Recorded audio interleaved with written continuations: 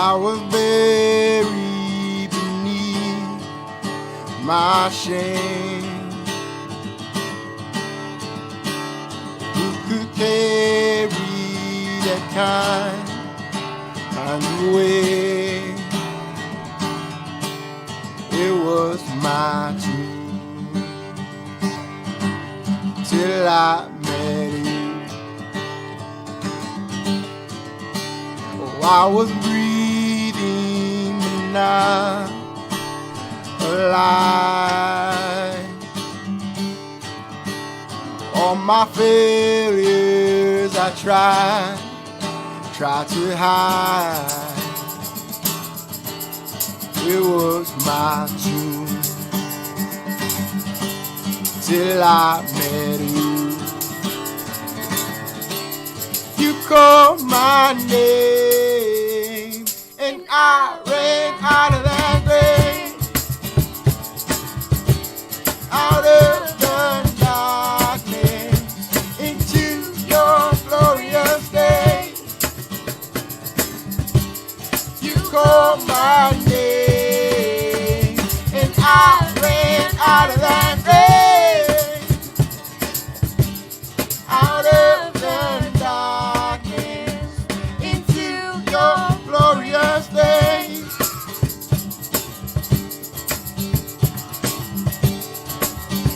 Now your mercy has saved my soul. Now your freedom is all that I know. The old made new. Jesus, when I met you, when you called my name and I ran out of that grave, out of the darkness into your glorious day. You called my name and I ran out of that grave, out of the darkness into your glorious day.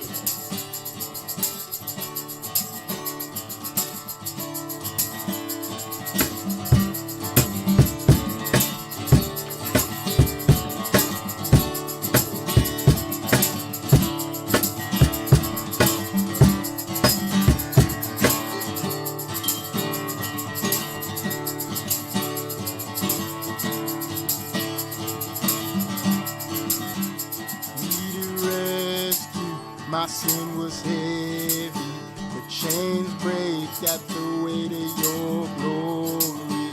I needed shelter, I was an orphan. Now you call me a citizen of heaven. When I was broken, you were my healing. Now your love is the air that I'm breathing. I have a future, my eyes are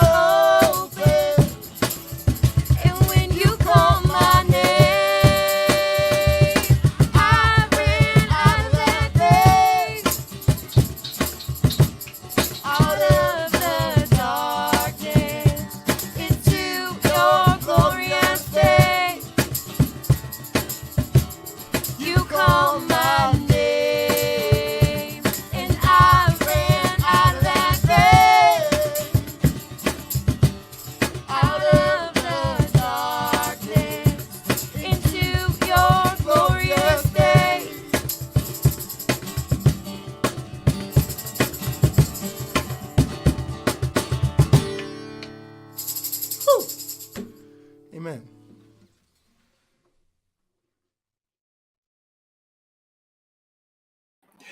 Hey, good morning, Firmly Rooted family. Pastor Tom, Firmly Rooted Ministries, and you've caught me camping. Kimberly and I were camping this weekend, and we then got caught up in that rain yesterday, church, and so we camped overnight. And there's my dear bride. And so we're experimenting with whether we can go live camping. The first time didn't go very well. Rooted Men, all my Facebook connections broke. Now it looks like only one broke. Rooted Men, but it looks like I'm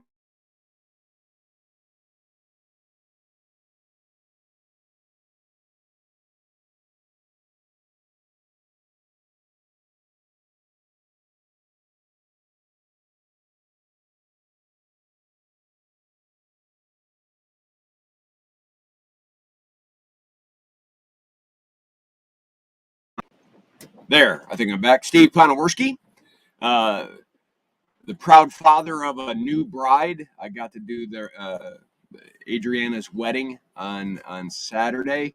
The Van Hoekstrots. Good morning, Mr. Gooch. Ken Gooch. Good morning, Karen. Good morning, Connie. Do you have sound now? Do we have sound now? We should. I don't see anything on my side, so I'm going to assume we have it. Today's a rather long section, and so I'm not going to read it. I'm going to want you to look at it. It's Luke chapter 8, verses 26 to 39. It's the story of the demoniac, not just any demoniac, not just any demon-possessed man, but one who was possessed by legions of demons. Legions, using a military term. I mean, we're talking about a man who was afflicted by many, many demons. And so that whole topic can be discussed someday, probably in a Bible study or something. But Jesus and his disciples were traveling across the Sea of Galilee, and they're going to the Gerasenes, and they find this man. And not only that, not only do they find him, this is really interesting. This time, the demoniac goes to Jesus. Other times, Jesus was in their presence and casting them out. This time, the demoniac, the man filled with the demons, went towards Jesus. And what I do want to look at one of the sections, and it says, when he saw Jesus, the demons through the man cried out and fell at his feet, shouting at the top of their voice, "What do you want with me, Jesus, Son of the Most High God? I beg you, don't torture me."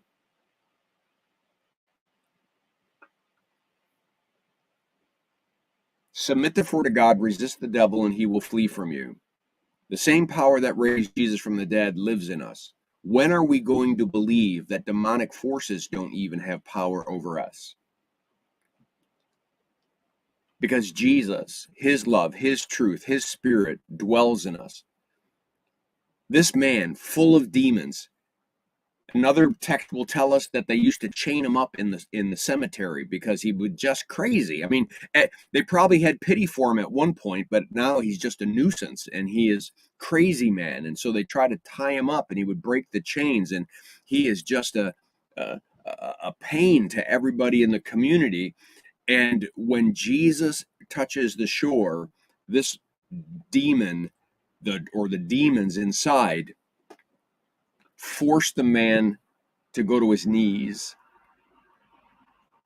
and they know who Jesus is. But everybody listen, why do the demons sometimes seem to know God better than we do? How powerful he is, how for us he is and not against us. What do you want with me, Jesus, Son of the Most High God? Knows who he is. I beg you, don't torture me. Jesus begins to ask some questions, wondering how often he had been in this state. What is your name? We're legion, because we're many. Because he's in the Gerasenes, he's in an area where you have, like Samaria, you have people that have no problem with having pigs. You know, the Jews don't eat pork, but there's a bunch of pigs out there. And Jesus gives the demons permission to go into the pigs, and the pigs run off a cliff, and they all die in a ravine. Those who were tending the pigs went and ran to the owners and said, "Come on back, I got to tell you what happened." And the people went out to see what had happened. And when they came to Jesus, they found the man who's been driving them crazy for years, probably. They found the man from whom the demon had gone out, sitting at Jesus' feet, dressed and in his right mind, and they had fear. Makes sense. Something drastically has changed. The God of the universe freed this man from his demon possession. The God of the universe set him free and now continues to love on him and talk to him and share truths with him. Has his disciples get him some clothes, and he puts on some clothes, phrase, and he's in his right mind. So what do you think this group of people?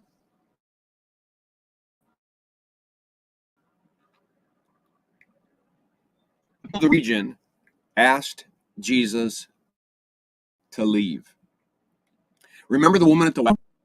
The woman at the well, the people asked Jesus to come. Why is my video? Hold on a sec. Sorry to interrupt right in the middle. I'm going to try.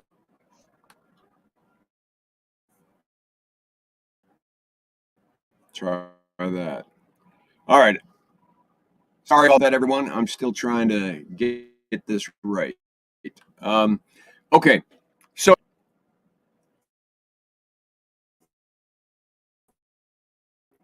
let's just you see a man who was once demon possessed in his right mind, sitting at Jesus' feet, and what sense does that make? I'd be asking him to stay and take care of a bunch of them, maybe even take care of me. It's so interesting that single human beings fear God even when God is doing good. It's because Satan's whispering lies into their ears. But the most important part of this whole thing, I think, is the demoniac response. The man who was filled with all those demons asked Jesus if he could go with him and follow him. Just remember for a moment how many times Jesus said to someone, "Come follow me, come follow me, come follow me." This time a man says, and Jesus says no. Jesus says, "Go to your hometown and tell how much God has you." And so the man went. And history records that there's a church created in that little town, a church that believed in Jesus as a Savior, because this man did exactly what Jesus told him to do. He told the people what God had done for him and to him. What if our mission is to go tell others what God has done to us and for us? It looks like my video is cutting in and out. I hope it's not for you. I hope it's just for me. I'm not sure who Rennie is, but she says, "Abba, Father, have mercy on me." Emily, good morning. Karen Thompson, good morning. All right, everybody. Blessings on your day. Have a firmly rooted day, and may someone see Jesus in it.